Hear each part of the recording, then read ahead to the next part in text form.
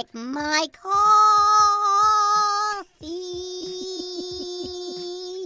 It makes me feel alive.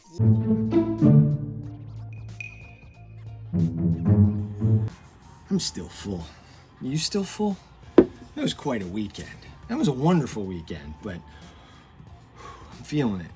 We had birthday dinners for our mommies, for my wife's mom and for my mom. So happy birthday, Mimi, and happy birthday, Nana. But with birthday dinners, you get birthday cakes. That's plural. So we had a couple of birthday cakes in there. Then my wife, she did this ×2 this weekend. Charcuterie board. It was like a Brent birthday weekend. It's not. That's March. That's 50. Ugh. Anyway, charcuterie ×2. That was filling. Then yesterday was Labor Day, and we had a brunch over at Mimi's, and man, eggs, pancakes, fruit salad, just quiche. The hash browns were amazing.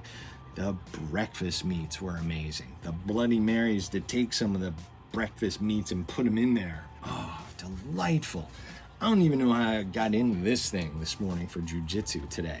I mean, I feel like if I go in there and try and roll with somebody, then I'm just gonna pop and just get him out of here. He's disgusting.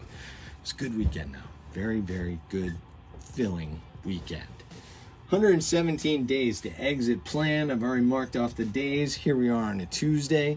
I like talking about podcasts on a Tuesday. And I know I've talked about this guy before. He's one of my favorites to listen to.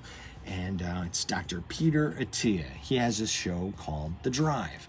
Just yesterday, the most recent episode came out, and this is what it's called: Understanding Sleep and How to Improve It. Over the years, he, being Dr. Peter Attia, has had Matthew Walker on like 3 times. Matthew Walker wrote Why We Sleep. I read that thing. I know I've referenced it in the past.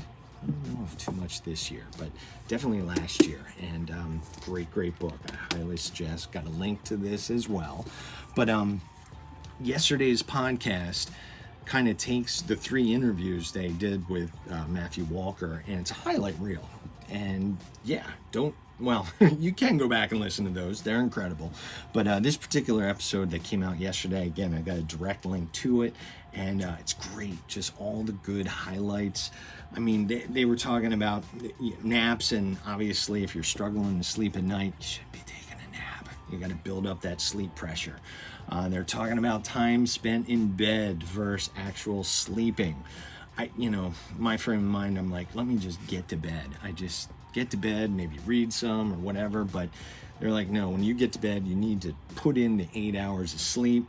I took a look at my watch. It tracks my average sleep. I took a look at this past week, 6 hours and 12 minutes a night.